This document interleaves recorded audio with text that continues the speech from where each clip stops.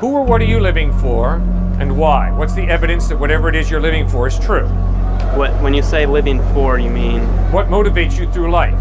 What is your ultimate in life? Who do you ultimately trust? I don't know that I would say that there is a who that I ultimately trust. What do I ultimately trust? Who or what? I mean, obviously you're a motivated person. Otherwise you wouldn't be speaking the way you do, dressed the way you do, and all. So obviously you're motivated. Obviously you have priorities. No, what is your worldview, you know? What do you live? 18 years old? Yes. Adam and Eve were not born as infants. There was no human birth canal for them to pass down. So they were born as adults. All right, I just wanted to get that cleared up in the Bible. Well, I'm glad we cleared it fast. All right. So let's go back to this logic before we get too far off track. So God is confined by these sort of logical realities. He's not confined. It's part of who he is. It's part of who he is. Yeah. I don't think you're confined by the very good mind that you have. I think you're exercising your mind in a very exciting way. You're thinking, and you're thinking well. And I like that. And I don't view that as a limit. I do think that if you start going blah, blah, blah, blah, blah, that would be sad. Okay. All right. So then, is there an omnipotence in God to do whatever he wants? There is omnipotence to do whatever is consistent with his character. But that's not omnipotence. Correct. That is not omnipotence as you would define it. Correct. No, that's not omnipotence how anyone would define it, I don't think. That's not true. I am defining omnipotence when it comes to the biblical revelation of God as God has power over his creation, and he always exercises his power in conformity with his character. All right, so what is the definition of omnipotence then? I just gave it to you. God is all-powerful in the sense that he is all-powerful over his creation, and he exercises that power in conformity with his character, his nature. I'm not talking about in reference to God. I'm saying that if we're talking about written language, as of course the Bible was written in, and you were to define omnipotence as it would apply to any time we would use it, how would you define omnipotence? The Bible never uses the word omnipotent. Well, I mean, it was not written in English, but it was translated. The Bible never uses the word omnipotent in Greek or Hebrew, which is the original languages the Bible was written in. All right, well, do you believe that God is omnipotent? In the way I described, yes. Not in the way you described. Okay, so God cannot do anything. Correct. God cannot do anything. That's absolutely correct. All right, just clearing that up. All right. Also, then, is God omniscient? In other words, does he know everything? God, because he is outside of time, sees all of history at a glance. So God sees past, present, and future at a glance. Simultaneously. At the same time, correct. All right, so given that God, right, is an eternal being or essentially atemporal, right, and he has no concept of this temporality, right? Namely, if we were eternal beings, and say, we can make an example of it. For instance, let's call time, temporality, a dot, right? And God exists above the dot, right? God is eternal. Mm-hmm. He's a line segment that goes on forever. Mm-hmm. Okay, so given that we're temporal, like you're saying, and he's atemporal, what kind of concept does he have of time? And if he makes an action, can it be temporal? In other words, if I do something wrong today, how does God know that I did it wrong today and not tomorrow, given the fact that he has no concept of temporality because he's eternal?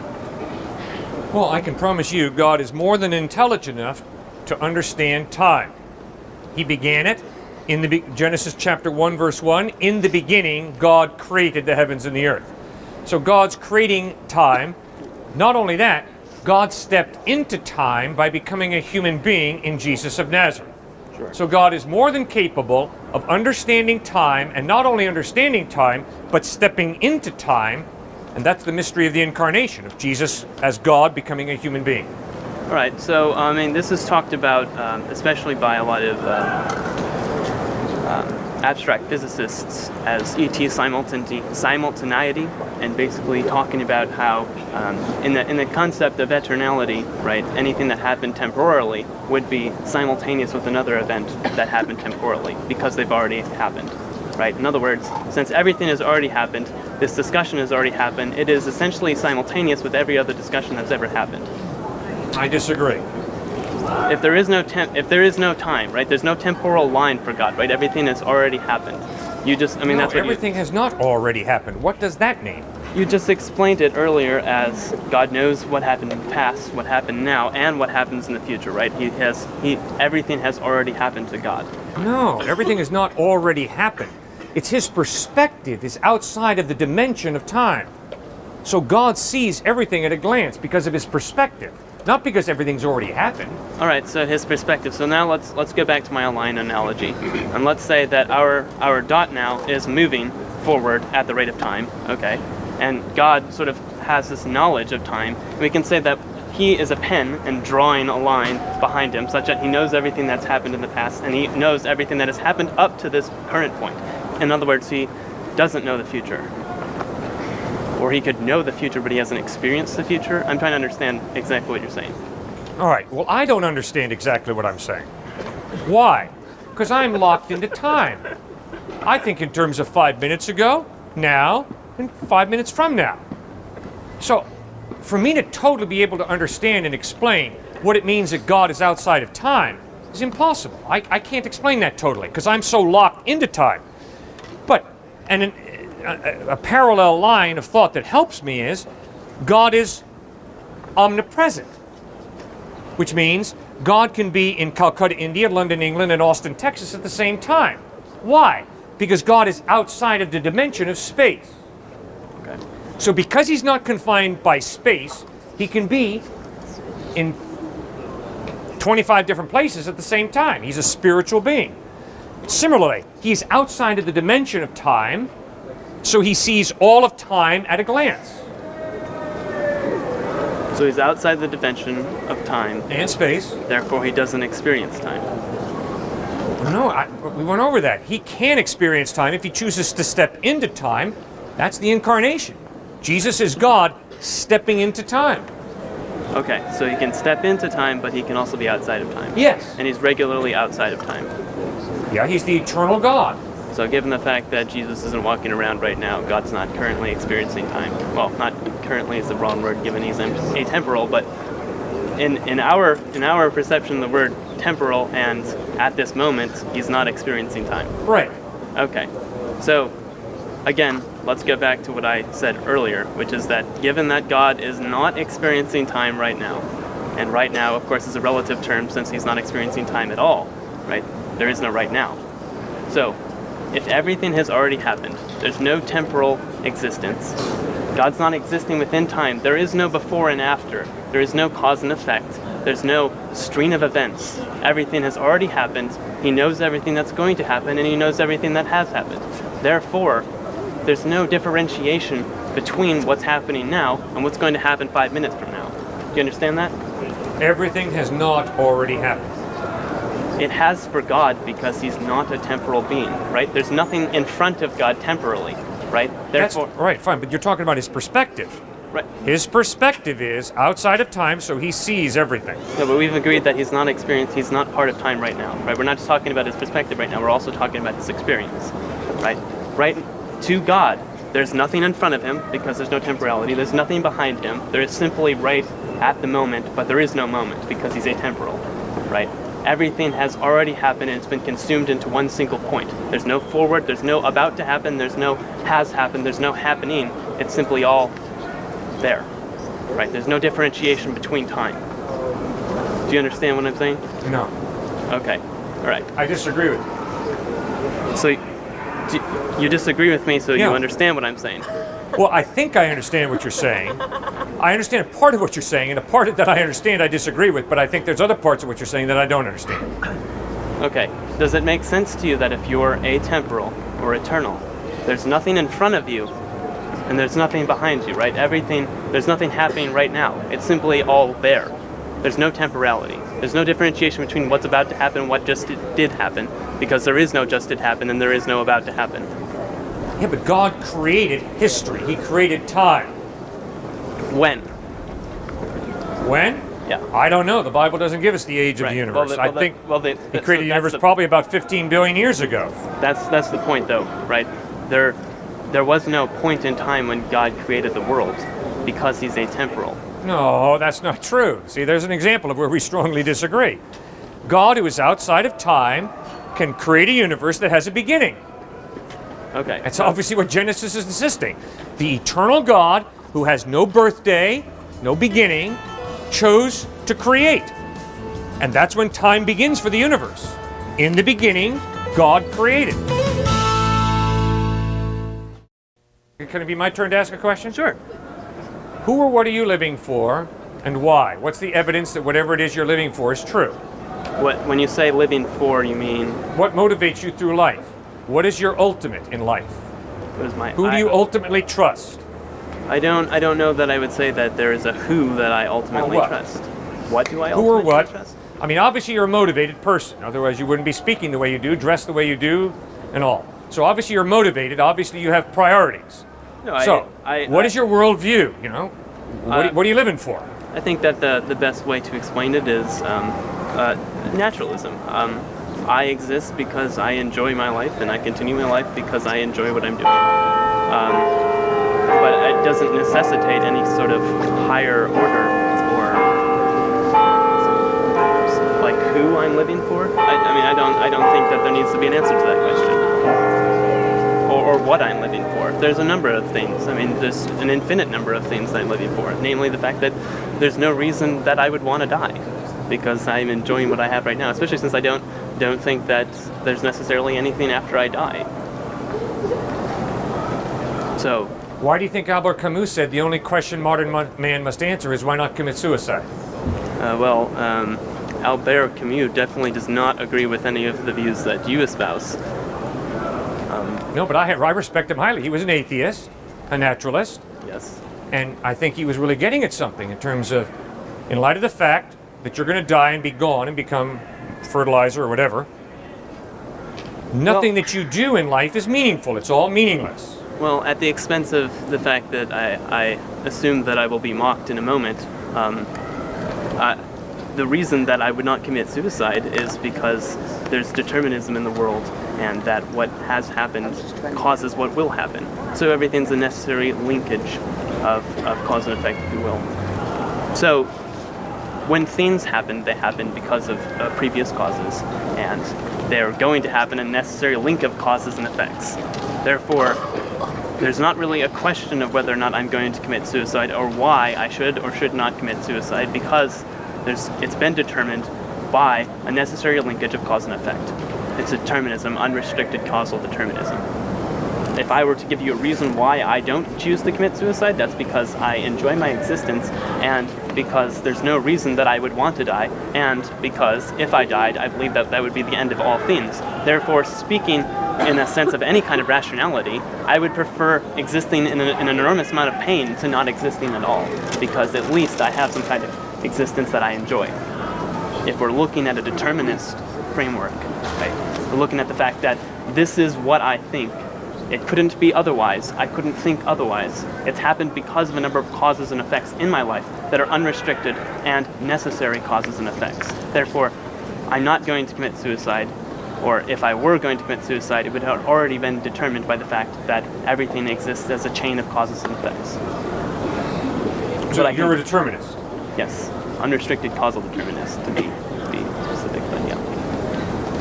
I would believe with... so free will doesn't exist, right? Yeah, well, I'm a compatibilist as well. I think that what we commonly... Okay, so free will is more or less a custom. Hume talked about it, Einstein talked about it, Spinoza talked about it. I mean, even Camus brings this up in some of his writings. I don't know how much you've read of Camus, but if you look at existence, right, it's a linkage of cause and effect, right? And we can get down to the root of what caused something to occur by analyzing those causes, and then we can determine the effects from those causes. And thus, if we could look at all the causes in the world, namely, if we could look at all the particles in the universe simultaneously, we could derive exactly what was going to happen next, and of course we could do that for each instance in existence, and then through that determine everything that's going to happen. Now, I'm a compatibilist, and Hume talked about this, in that we normally refer to free will as a sort of way to choose between this or that, right? And it has some aspects of kind of covert belief in mind-body dualism, but more or less we think that there's a way for us to decide, you were kind of talking about it earlier, whether or not to do this or whether or not to do that. Now, I think that there is that decision. Now, that decision is affected by certain causes, right? When I decide to leave later, it'll be because I have to go write my philosophy paper, and that's due tomorrow. And because of that, I'm going to go to the union, I'm going to type up my paper. There were a number of causes that led, right? The teacher assigned the paper. Why did he assign the paper? Because the university hired him and told him to teach a class. More or less, there are millions of causes, and from those causes we can derive what the effects are going to be, right? So my free will, my decision to go write the paper was because of these causes. So I do have will, right? And it is free, but that's compatible with the picture of causes and effects, right? So we have to agree that free will is making decisions based on options, based on causes, right? Or based on circumstances. And we can determine what a free willing being would do based on those causes, right? So it's compatible with the picture of determinism, right? Now some people ridicule determinism by saying that, oh, well, free will has to be an illusion if you believe in determinism, right? It is compatible with the picture. It's not an illusion in the customary sense that we use the word free will. We can talk about it linguistically. We can get to Wittgenstein or other more modern philosophers, but more or less the way we use it implies that it can be compatible with the deterministic picture. Albert Camus made the decision to approach the minister of the American church in Paris, a man named Howard Mumma, Methodist minister. Albert Camus and Howard Mumma had discussions about meaning in life and purpose, and Howard Mumma began to read the Gospels with Camus. And Camus swore Mumma to secrecy at that point in his life. And Camus, after reading the Gospels, got to the point where he turned to Howard Mumma and said, what does it mean to be born again? And what's baptism all about? And Mumma said to Camus that baptism is a sign of a spiritual birth. It's an outward symbol of a spiritual birth. And to be born again means to come spiritually alive to God. And Camus asked Mumma if he would baptize him in a private ceremony. And Mumma said, no, I don't think I can do that privately, because historically, baptism has been a public statement of my faith in Jesus Christ. And so they parted company that summer, because Mumma just served as summer pastor there at the American church in Paris. And Camus said, I will look forward to seeing you next summer, mon chéri.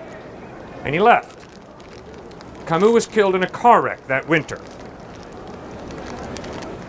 At the end of his life, Jean-Paul Sartre said, quote, I do not believe that I am the product of chance, a speck of dust in the universe, but rather someone who was expected, prepared, prefigured. In short, a being whom only a creating hand could put here. And this idea of a creating hand refers to God. Protested fellow philosopher Simone de Beauvoir, how should one explain this senile act of a turncoat? It's been a delight talking with you. I pray you'll make the same decision both Camus and Sartre made. You can't answer the question of if there's a God, right? Exactly.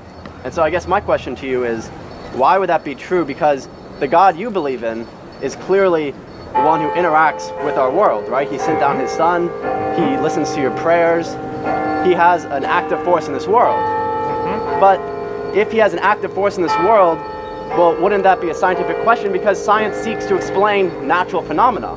So you're trying, I can understand if you would say, well, you can't talk about a God who doesn't interact in this world, but by definition, if he interacts in this world, he is a natural force, and therefore could and should be explained by science.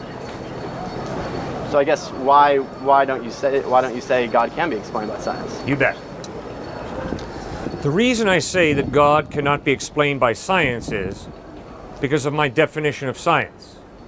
Science is based on the repeatability of an experiment.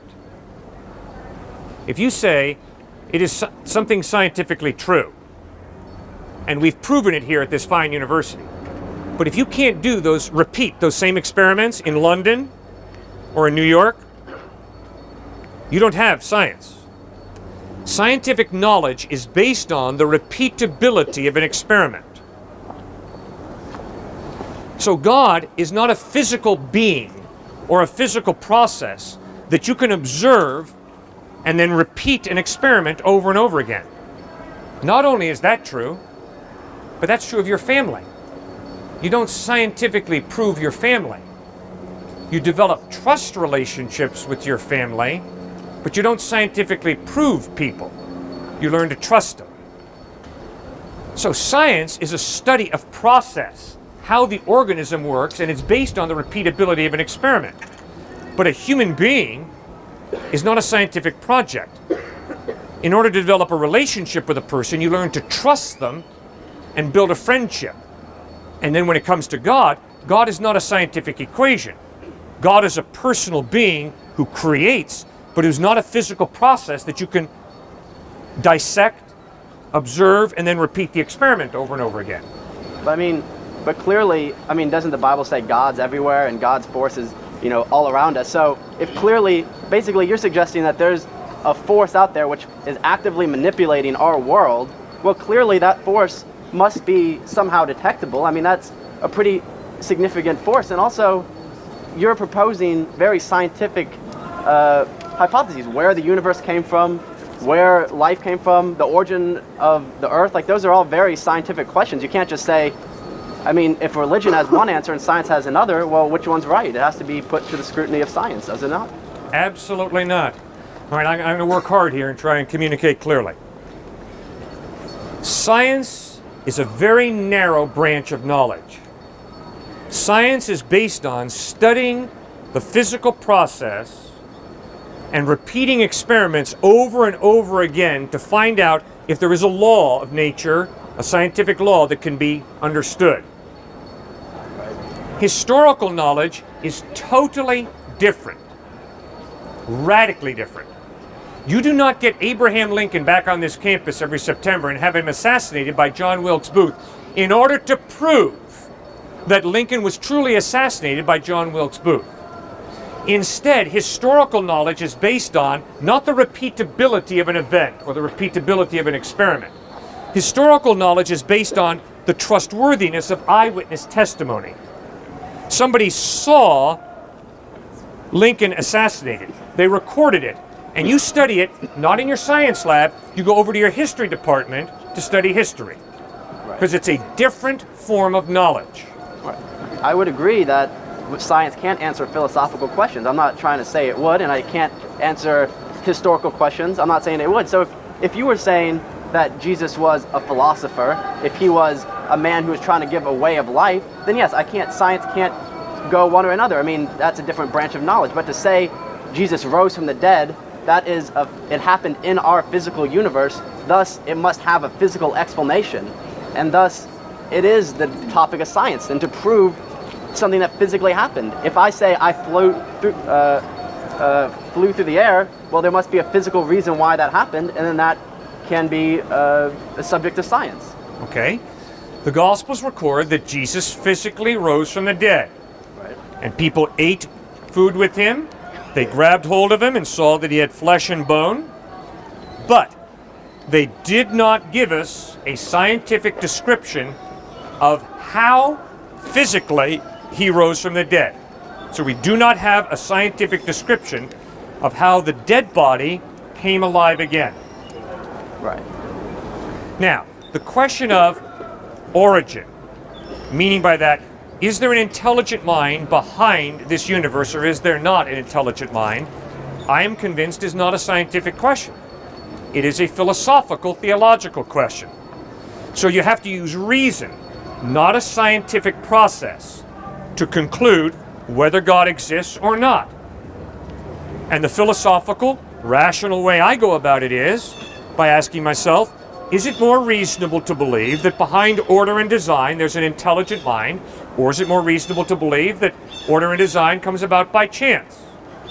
Is it more reasonable for me to believe that in light of the fact that the universe has a beginning, that there's an uncaused cause, or is it more reasonable to believe it just happened?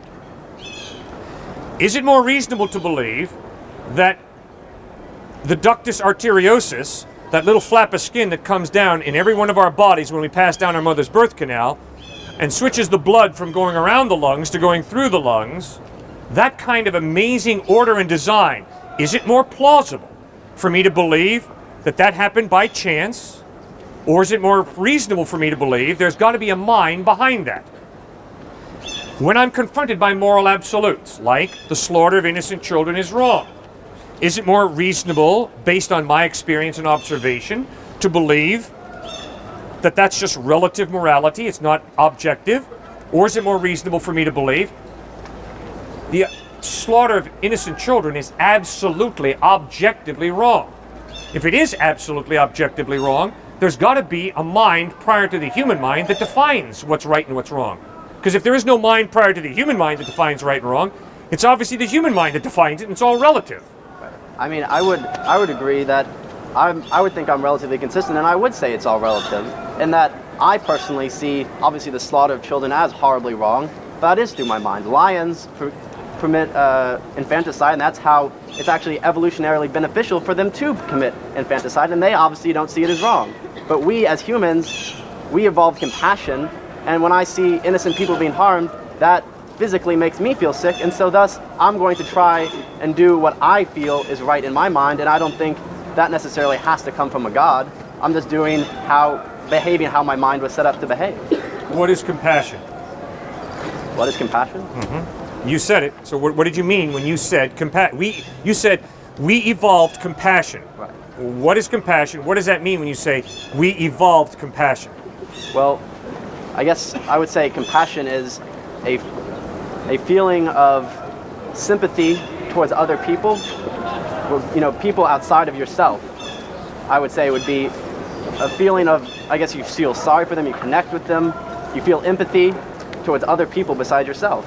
And that is a baffling question, because most people, evolution typically talks about survival of the individual, who's the strongest, who can pass on more offspring. Uh-huh. But for humans, we work better in groups. We're group animals, and thus to feel connection towards your brothers allows you to work together with them, allows you to not kill them, allows you to not steal from them, and thus create something better and stronger.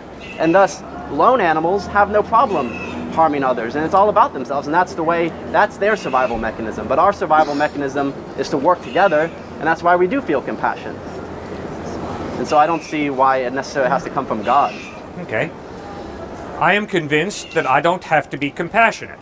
I am convinced I can be totally self-absorbed, totally narcissistic. I'm convinced that I could live a life of ripping as many people off to feather my nest in the suburbs. That's a real option. I am convinced that compassion is a free decision that we human beings are capable of making. Think of a lot of things that are extremely improbable that nonetheless do occur.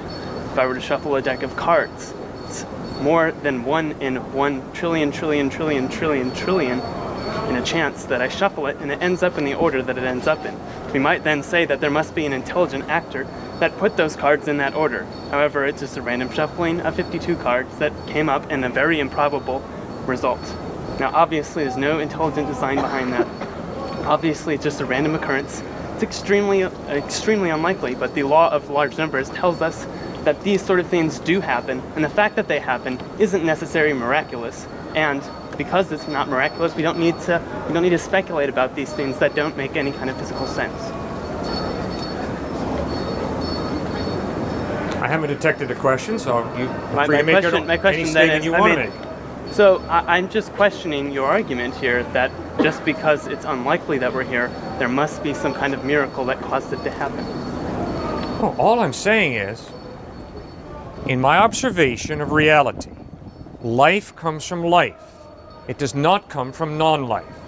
Therefore, it's more plausible for me to believe, in the beginning, a living being, God, than it is for me to believe, in the beginning, inanimate matter produces animate life. Secondly, from all of my observation, the rational comes from the rational. The rational does not come from the non-rational or the irrational.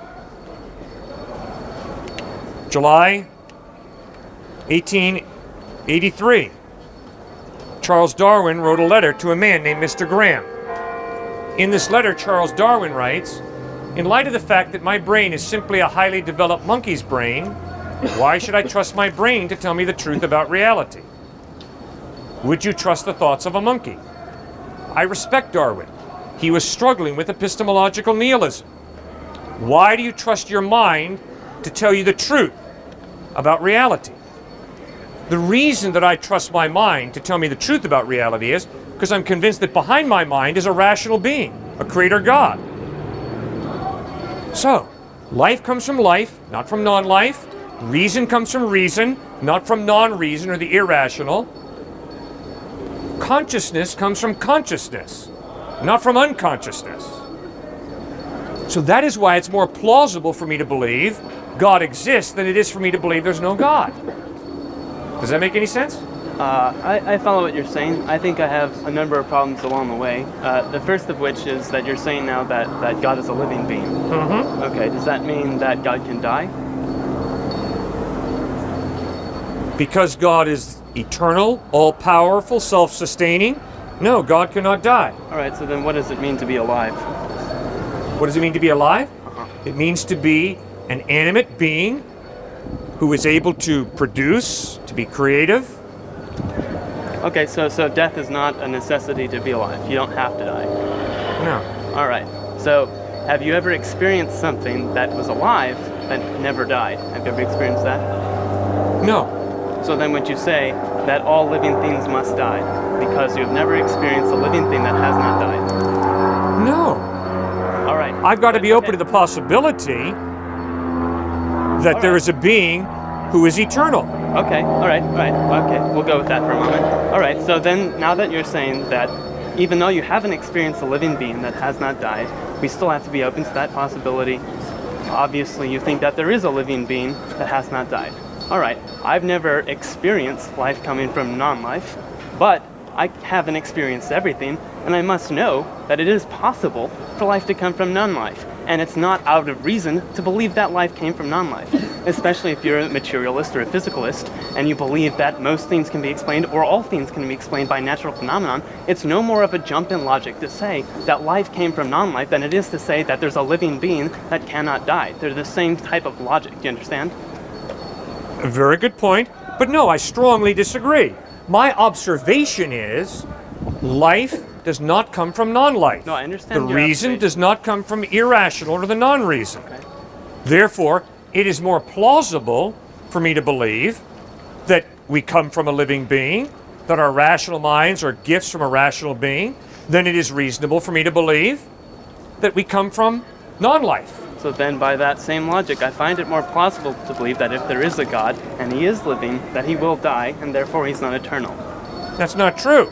How do you Because know that when we that's- talk about God, we're talking about a being of a radically different order than Homo sapien or an animal. Radically different. When we begin to think about the vastness of the universe, it's like looking at a beaver dam.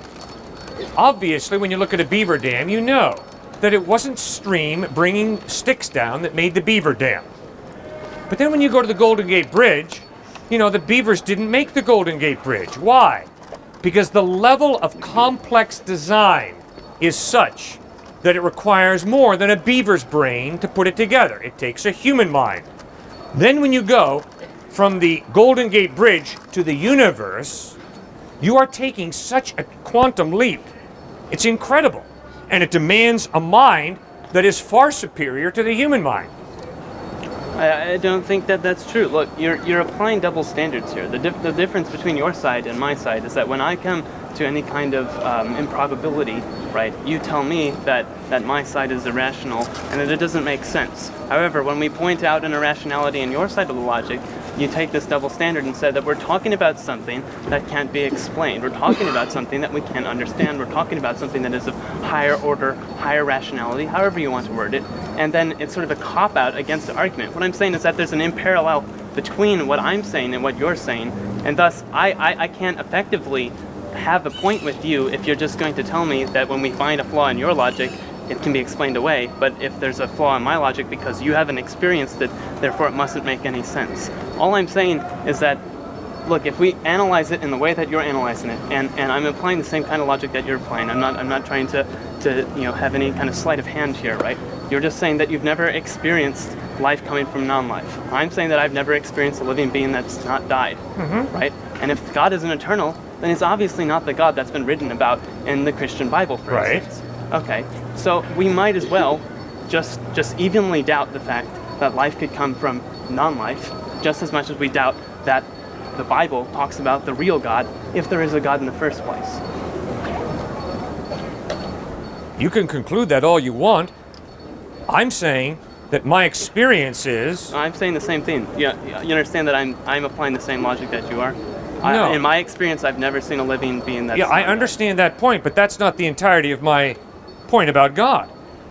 A big part of my point about God is there has to be a mind that is so superior, not just to the beaver's mind, but to the human mind in creating a universe, that I've got to be open to a being who is so much bigger than I am. It's incredible. And that also this being could be eternal. The reason I believe in God is because it's more reasonable for me to believe that life comes from life than life comes from non-life. Order and design point me to an intelligent designer. Really complex order and design demands a really complex designer.